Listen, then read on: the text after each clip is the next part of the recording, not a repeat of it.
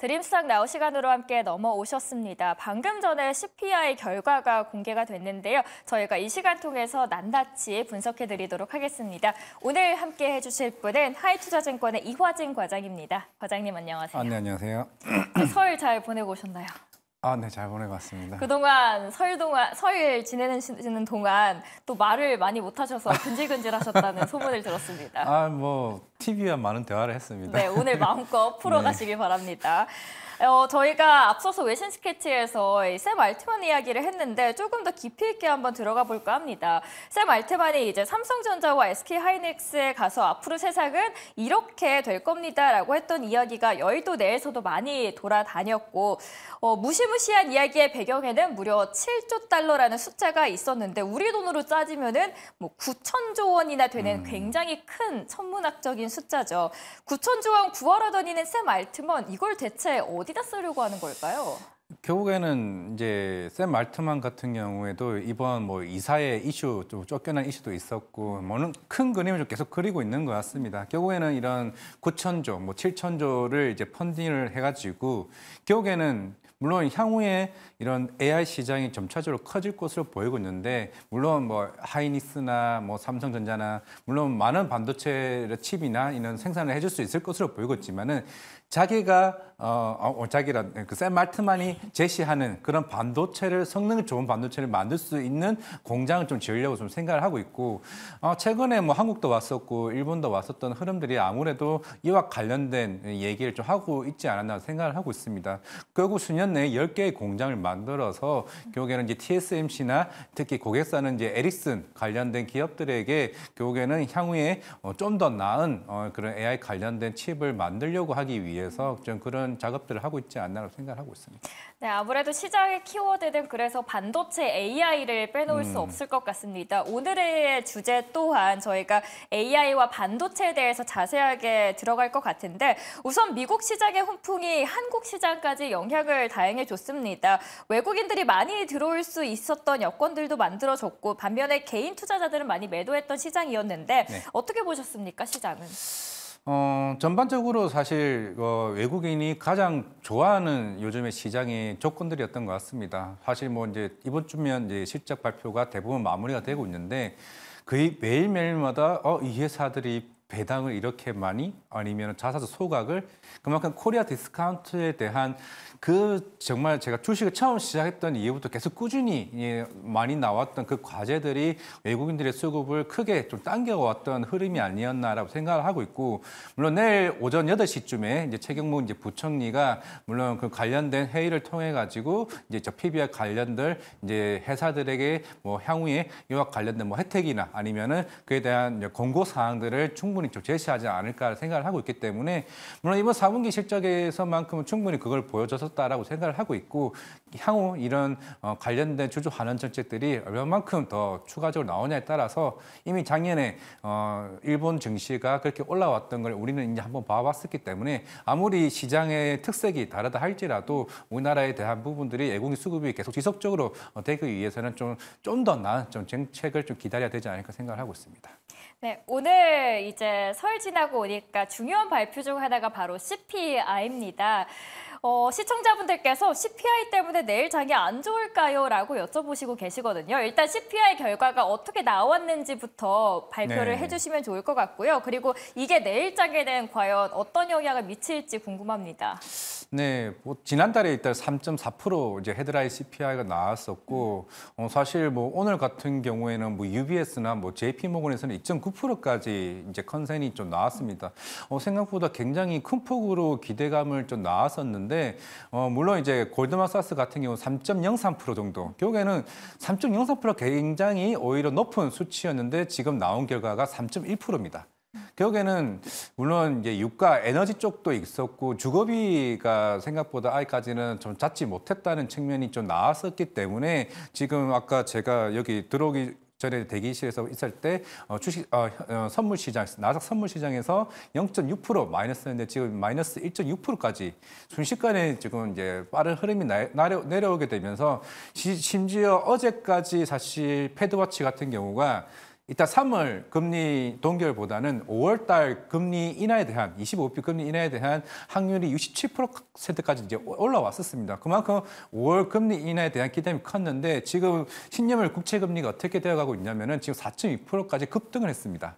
사실 그렇다는 거는 사실 그동안 성장주에 대한 흐름들이 좀 굉장히 좀 안 좋아질 수 있을 것 같고 우리가 어제까지 ARM, 엔비디아, 심지어 오늘 미주어증권에서도 엔비디아 또 목표가 상향을 했었는데 이런 성장주들에 대한 방목을 잡을 수 있는 부분도 아닐까라고 생각을 하고 있습니다. 사실 이런 CPI의 결과들이 어떻게 보면은 사실 그동안 어느 정도 주식의 방향성을 크게 주름잡지는 않을 것으로 보이고는 있었는데 결국에는 어떻게 보면 금리 인하에 대한 시점이 크게 좀 다가왔던 만큼 워낙 파월 의장도 지난 FOMC에서도 좀 더 데이터를 보고 판단하겠다. 너무 우리 금리 인하에 대한 건 시기상조다. 심지어 오늘 새벽에도 보우만 연준 이사나 리치몬드 연은 총재도 이런 얘기를 했습니다.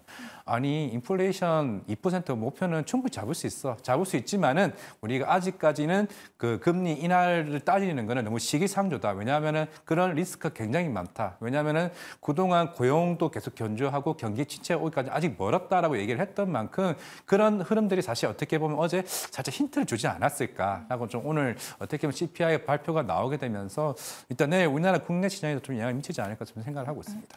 말씀해 주셨듯이 10년물 국채금리가 4.3%대로 진입 중이고요. 12월 말 이후에 계속 박스권에 머물면서 증시에 크게 영향을 미치진 않았는데 이번 CPI 발표로 인해서 5월 금리 인하 가능성이 또 낮아지고 4.3% 위로 뚫고 올라갈 수 있을지 주시를 해야 하는 상황이 나왔습니다. 저희 CPI 그래서 내일 성장주에 대한 주의가 필요해 보인다라고 정리를 해주셨고 두 개의 기업이 실적 발표를 했습니다. 첫 번째로는 코카콜라, 그리고 두 번째로는 쇼피파이인데 먼저 저희 코카콜라부터 한번 알아볼까요? 네, 뭐 코카콜라는 뭐 지난주에 펩시코도 이제 실적 발표를 했었지만은 사실 꾸준히 계속 실적은 좀 올라오고 있는 모양새이긴 합니다. 워낙 이제 뭐 코카콜라 같은 경우는 사실 뭐 경제에 뭐 민감도가 굉장히 좀 낮은 측면이 있고 워낙 이제 제로콜라나 이런 새로운 이제 제품군이 나오게 되면서 그만큼 판매에 대한 다양성이 있게 됨으로 인해 가지고 계속 꾸준히 실적이 좀 좋았었다라고 보이고 있고 뭐 대표적인 가치 투자 종목이라 좀 볼 수 있지 않을까라고 생각을 하고 있습니다. 네. 코카콜라 실적 발표됐고 또 하나의 기업이 바로 쇼피파이 이제 전자상 거래 기업인데요. 쇼피파이가 호실적을 발표했는데도 불구하고 주가가 제가 들어오기 전에는 한 9% 이상 급락을 하더라고요. 근데 어제 장중에 무려 52주 신고가까지 경신을 했단 말이죠. 왜 이렇게 급락하는 건가요? 일단은 뭐 기대감이 충분히 반영됐고 분명 이제 콘콜에서도 향후에 뭐 2분기나 1분기에도 계속 20% 이상 성장이 나온다라고 했음에도 불구하고 굉장히 좀 차익실이 많이 나왔었죠. 아까 제가 이 방송 들어오기 전에도 마이너스 7%, 8%인데 지금 마이너스 11%까지 지금 오히려 개시 전이 좀 안 좋은 상황을 좀 보이고는 있습니다. 결국에는 어떻게 보면 CPI에 대한 경기감도 충분히 있다고 생각을 하고 있습니다. 결국에는 향후에 경기 침체감이 어떻게 되냐에 따라서 향후에 이런 소비가 살아날지 여부가 좀 중요하지 않을까 생각을 하고 있는데 일단은 뭐 실적도 잘 나왔고 호실적이 나왔고 향후에 그런 2분기, 3분기에 대한 기대감도 좀 좋다라고 얘기를 하고 있기 때문에 물론 이게 단기적으로는 주가가 이렇게 많이 빠지는 것에 대해서 좀 가도할 수 있다고 생각을 하고 있기 때문에 과연 이게 본장이 또 열려봐야 알 것으로 보이고 있습니다. CPI는 이미 나온 상황이고 결국에는 이 시장에 대해서 내일 어떠한 발언에 나옴에 따라서 이게 특히 주거비나 이런 부분들에 향후 잡힐 수 있는 부분들 뭐 새로운 연준이나 이런 이번 주 같은 경우는 연준 총재들에 대한 발언들이 계속 꾸준히 있는 상황이기 때문에 결국에는 뭐 올 금리 인하에 대한 부분이 어느 정도 영향도 좀 충분히 좀 미칠 수 있지 않을까라고 생각을 하고 있습니다. 네, 저희 구체적으로 한번 이제 ARM에 대해서 한번 파고들어 볼까 합니다. 우리 국내 시장에도 많은 영향을 줬기 때문인데요. 저희가 쉬는 동안 ARM에 폭등이 있었습니다. 물론 좀 아쉬운 거는 오늘 이제 7% 넘게 빠지고 있어서 좀 아쉬운 감은 있지만 또 이게 기회로 삼아서 저희가 어떻게 전략을 펼치면 좋을지 기회가 될 수도 있을 것 같습니다. ARM은 팹리스의 앞단인 IP 기업인데 반도체 제품을 개발하는 기업이 아닌 주요 기능의 블록 IP 기술을 개발하는 기업이죠. 근데 ARM의 홀딩스 폭등이 시사하는 바가 뭐였는지, 그리고 ARM이 사실 이제 상장하기 전부터 이거 너무 평가가 고평가됐다라는 논란이 있었는데 오히려 이번에 실적 발표로 인해서 이 의심을 좀 걷어낸 것 같기도 해요. 뭐 소프트뱅크의 이제 그 손정희 이제 의장을 싫어하는 분들도 워낙 많으시니까 뭐 그럴 수도 있다고 생각을 하고 있는데 물론 이제 그걸 이번에 2월 7일쯤인가 아마 실적 발표가 나는데 그에 대한 의문점을 다 해소한 흐름이 아니었나라고 생각을 하고 있고 결국에는 이제 온디바이스 AI 뭐 오늘 이제 그 박지원 앵커님께서 이제 제조 반도체 얘기를 굉장히 많이 하셨는데 결국에는 사실 온디바이스 AI가 이제 결국 개화되는 이제 시기가 들어왔었고 결국에는 원래 이제 ARM 같은 경우가 특히 모바일이나 가전 쪽에 이제 흐름을 굉장히 많이 미치고 있는 상황이고 조금 기술적으로 얘기 들어가자고 한다면은 흔히 기존에 있는 우리가 이제 이런 아키텍처와 같은 이런 칩 방식에 대한 부분들이 뭐 그 관련해서 뭐 RISC가 있고 CISC가 있습니다. 결국에는 ARM 같은 경우는 RISC와 같이 기존에 있던 뭐 많은 메모리나 이런 굉장히 다양한 굉장히 부담스러운 이제 그 컴퓨터를 가지고 있는 게 CISC와 같은 거라면은 결국 RISC 같은 경우는 Reduce Introduction at Computer라고 해서 결국에는 다 쓰잘데기는 다 필요 없고 우리는 성능에 대한 실행 속도가 빨라지기 위해서 나머지 부분들은 이런 소프트웨어에게 그냥 처리할 수 있게 다 해라 라고 했기 때문에 결국에는 이 RISC 관련해서 우리가 예전에 계속 제조 반도체가 주가 굉장히 많이 올라갔었잖아요. 그렇죠. 결국 그 이유가 저전력 반도체입니다. 그 저전력 반도체가 필요했던 거는 온디바이스 AI 들어가기 위해서는 당연히 이게 물론 클라우드가 없는 이런 결국에는 이게 온디바이스 AI가 만들어져야 되기 때문에 결국 AI를 구동시키기 위해서는 그만큼 많은 데이터를 처리해줘야 되기 때문에 많은 데이터를 처리하기 위해서는 결국 발열이 굉장히 중요한 부분이고 그런 전력 소모를 줄여줄 수 있는 역할이 저전력 반도체라고 생각을 하고 있습니다. 그런 측면에서 이제 ARM이 가지고 있는 RISC 아키텍처의 방식이 결국에는 이런 프리미엄 스마트폰 시장에서 향후에 좀 획기적으로 움직일 수 있는 좀 중요한 조금 그런 IP라고 생각을 하고 있기 때문에 그렇다면 그 라이센스 와 로열티 자체가 계속 꾸준히 행의 수익성이 더 클 수 있다. 오늘 뭐 아이폰 16에서도 올해 하반기에 우리도 AI 탑재하겠다고 얘기를 했던 만큼 중요하죠. 성장성이 사실 제조 반도체도 마찬가지 뭐 리노공은 마찬가지 컬타스 반도체 결국에는 뭐 항상 미국 주식이 제대빵이다고 내가 하고 있지만은 결국에는 ARM이 이쪽에서 수익성이 더 커질 수 있다는 측면이기 때문에 뭐 오늘 미지어 증권이 엔비디아 목표가 상향했지만은 결국에는 ARM도 계속 꾸준하게 이런 밸류업을 하게 되면서 여러 관련 글로벌 IB 업체들에게서도 목표가 상향 리포트가 하나둘씩 나오지 않을까라고 생각을 하고 있습니다. 지금 그러면 글로벌 IB들은 ARM에 대한 목표가 투자 의견을 대체적으로 어떤 쪽으로 지금 상향하고 있는 건가요? 물론 이제 아직 구체적으로 목표가 상향이 물론 주말 설날 기간에 조금씩 상향하는 목표가가 하나 둘씩은 나오곤 있습니다. 이게 우리가 흔히들 사실 애널리스트에 대한 이제 입장을 봐야 되는데 애널리스트는요. 올해 이 정도 수주를 받을 거니까 올해 수익이 이렇게 날 겁니다. 리포트를 못 쓰게 됩니다. 결국에는 실제로 한미반도체도 마찬가지입니다. 한미반도체가 SK하이닉스의 만약에 900억짜리에 대한 수주를 받았다. 그럼 수주를 받은 거에 대해서 밸류를 새롭게 측정하기 때문에 그래서 목표가 상향이 늦게 나오는 겁니다. 그런 측면이 있기 때문에 향후에 ARM 뭐 나중에 아이폰 16에 탑재된다라고 하게 되면 또 그때에 대한 목표가를 한 단계 더 올리는 흐름 작업이기 때문에 우리가 설날 이전에 많은 얘기를 한 게 그겁니다. 한미반도체가 상한가를 갔습니다. 그럼 사람들 하는 말이 이게 끝인가? 근데 우리가 저번 주에도 얘기를 했다시피 SK 하이닉스에만 TC 본드 장비를 납품을 할까요? 아닙니다. 나중에 삼성전자, 결국에는 마이크론, 결국에는 고객사가 계속 클 수밖에 없는 이쪽 시장이기 때문에 당연히 애널리스트는 한 단계식으로 계속 목표가를 올라갈 수밖에 없기 때문에 결국에는 어제 한미반도체가 과연 상한가 이후에 주가가 빠졌나요? 안 빠졌잖아요. 그만큼 오히려 이 반도체에 대한 시장은 계속 꾸준히 좀 올라갈 수밖에 없다라고 생각을 하고 있고 SK 하이닉스도 마찬가지입니다. 제가 저번 주도 얘기했다시피 IR에서 한 말이 온 디바이스 AI는 이제 시작이고 폭발적으로 올라가는 거는 결국에 내년부터다. 결국에 스마트폰에만 하겠냐. 나중에 태블릿에도 갈 거고 노트북에도 갈 것으로 보이고 있기 때문에 우리는 그 시장을 하나둘씩 이제부터 점차적으로 늘려간다는 좀 생각을 하면 좀 쉽게 이해가 되지 않겠냐라고 얘기를 했던 게 조금 기억에 남는다 말씀드리겠습니다. 온디바이스 AI의 최대 수혜주라고 하면 어느 기업들이 있을까요? 사실 주가가 말해줬죠. 제조 반도체니까요. 워낙 이제 우리가 이제 그거를 들고 다니려면 저전력 반도체가 굉장히 중요하다고 생각을 하고 있고 결국 ARM도 마찬가지고 제조 반도체 뭐 리노콘 같은 경우는 뭐 테스트 소켓이긴 하지만은 결국에 하나 둘씩 이쪽 새로운 그 관련된 폼팩터가 이제 시장에서는 좀 더 부각되는 흐름이기 때문에 괜히 갤럭시 S24가 많이 팔린 게 아니다라고 가능을 했을 때 왜 굳이 애플이 빠르게 그럼 우리도 해야겠다라고 했을까요?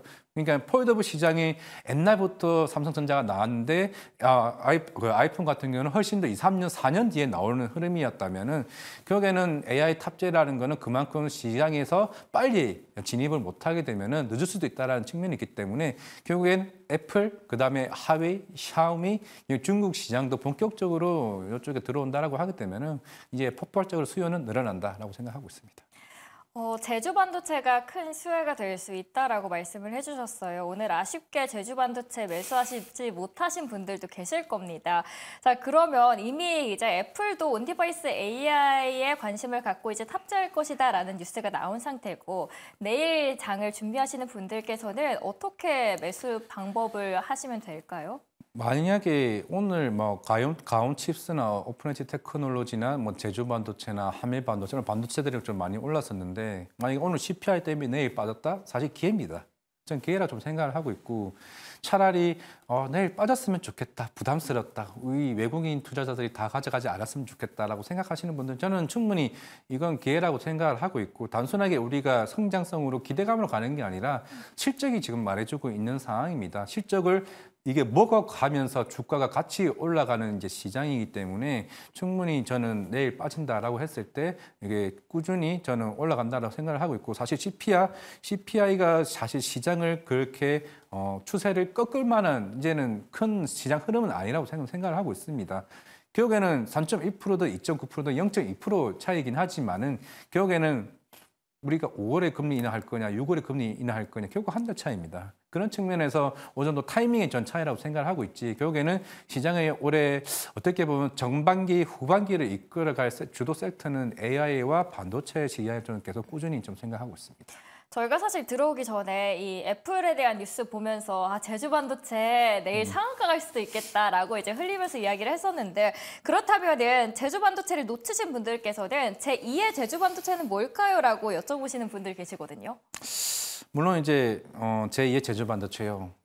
항상 우리가 아무리 우리나라 국내 부품주를 얘기하다시피 얘기를 했지만은 결국에는 그냥 엔비디아를 사라라고 얘기를 했다라고 생각하고 있지만은 그래도 이제 국내 부품주를 사셔야 한다라면은 사실 뭐 애플도 마찬가지고 삼성도 마찬가지일 겁니다. 결국엔 실적이 나와야 얘네가 진짜 그 북미에 있는 A사에 납품을 했구나를 알 수 있지 우리 애플에 들어갑니다라고 공신을 하지 않습니다. 애플이 워낙 그런 거에 대해서는 굉장히 깐깐하게 좀 구는 이제 업체이기 때문에 결국에는 우리가 추측으로밖에 이제 삼을 수밖에 없는 상황이고 결국에는 과연 이 시장에서 경쟁력이 있는 회사인가? 물론 애플도 뭐 중국이나 일본에 있는 이런 업체들을 충분히 찾을 거라 좀 생각을 하고 있고 결국에는 이거를 얼마만큼 세월하느냐 여부가 좀 생각을 하고 있을 것으로 보이고 있습니다. 결국에는 그 많은 애플이 공개한 아이폰 16을 다 대체할 수는 없는 상황이기 때문에 충분히 뭐 제2의 제주 반도체가 아니라 그냥 제주 반도체가 계속 대장주로서 움직일 가능성이 높다라고 저는 개인적으로 생각을 하고 있습니다. 네, 알겠습니다. 그리고 제주 반도체 같은 경우에는 좀 변동폭이 굉장히 그죠. 빠르던데 이런 경우에는 좀 단기적으로 봐야 되는 건가요? 매매 전략을? 이게 오늘 제주 반도체 어쩌다가 저도 이제 차트 흐름을 좀 보긴 했었는데 한번 조정을 받았었죠. 네. 결국에는 오늘 그 전고점에 살짝 이제 걸쳐 있는 모습을 보이고 있습니다.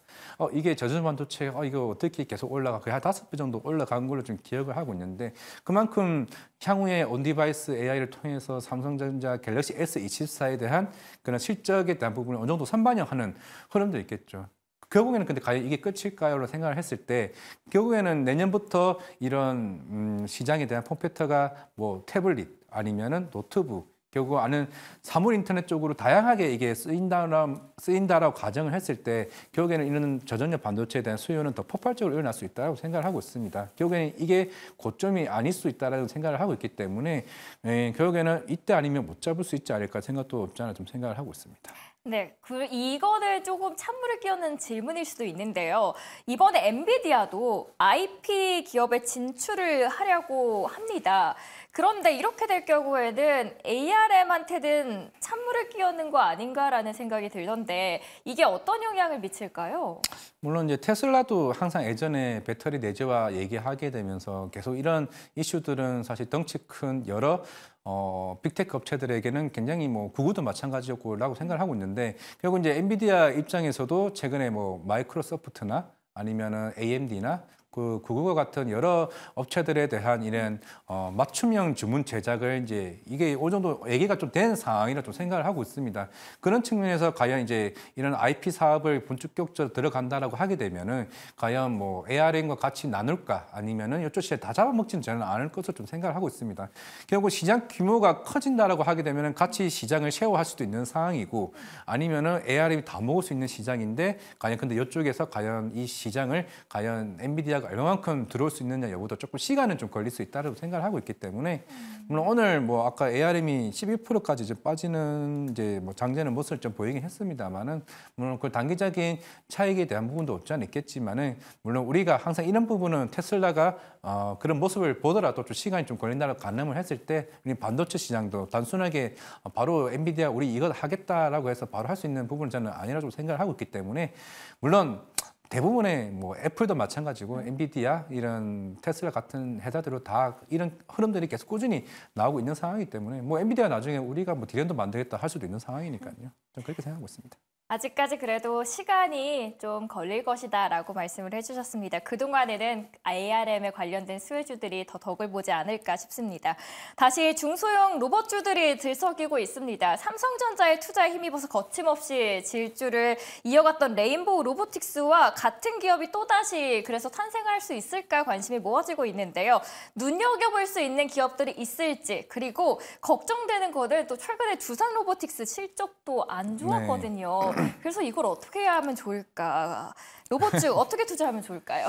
네, 뭐 두산 로보틱스는 사실 뭐 2분기 실적이 굉장히 중요하다라고 여러 번 계속 얘기를 해왔었던 거고 그거는 IPO 때 약속했던 부분이었는데 물론 이제 금리 인상이 된 왜냐하면 두산 로보틱스 같은 경우는 특히나 이제 북미 쪽 법인이 굉장히 많은 이제 업체이기도 합니다. 고객사가 굉장히 많고 이미 12월 달에 그런 오더 물량들이 계속 줄어들고 있다는 측면도 이미 암시를 해왔었고 기관 투자자들에게도 그런 실적이 이번에 충분히 나왔고 이건 일본 환합도 마찬가지였습니다. 그렇다는 거는 물론 당분간은 뭐 정책적인 모멘텀과 대기업의 투자 이슈들이 그동안 시장을 좀 지탱 좀 해왔다라고 생각을 하고 있는데 물론 이제 결국에는 중국 경기 부양책도 굉장히 중요할 수 있고 과연 3월 달에 중국 양에서도 얼마만큼 부양책을 썼냐에 따라서 그런 로봇주도 계속 반등을 할 수 있다라고 생각을 하고 있습니다. 물론 당분간은 지금 뭐 레인보우 로보틱스나 이런 삼성전자향에 대해서 최근에 이재용 회장님이 이런 무죄 판결 난 이후부터 계속 꾸준하게 지금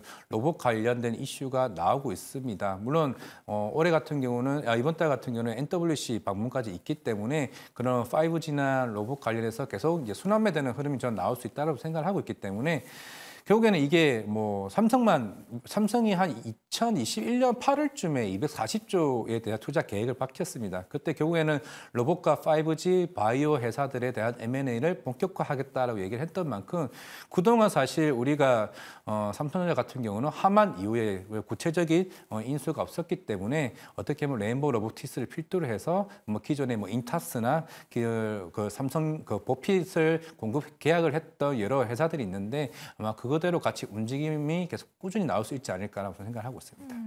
그 안에서 그럼 가장 유망한 기업 보고 계신 기업 있으신가요? 뭐 결국에는 레인보우 로보틱스겠죠. 사실 뭐 그동안 두산 로보틱스와 대장주를 왔다 갔다 하는 차이였는데 굉장히 간격이 많이 벌어졌습니다. 두산 로보틱스 워낙 주가가 많이 올라왔기 때문에 결국에는 삼성전자가 콜옵션을 얼마만큼 언제 행사하느냐에 따라서 좀 주도주로서의 역할이 충분히 있을 수 있다고 생각을 하고 있고 뭐 그 후발자자야 뭐 인탑스는 항상 삼성전자와 관련해서는 계속 꾸준히 얘기가 나왔기 때문에 결국에는 당분간은 실적이 안 나올지라도 어느 정도 M&A 관련해서 이슈가 나왔던 종목들, 뭐 유로메카나 뭐 SBB테크나 SPG와 같은 종목들도 충분히 다른 뭐 포스코나 LG전자와 같은 이런 회사들에 대한 M&A 이슈를 꾸준히 나올 수 있다는 부분이 있기 때문에 이런 거는 좀 수급적인 부분이나 거래량을 좀 체크를 하면서 좀 대응해도 좀 되지 않을까 생각하고 있습니다.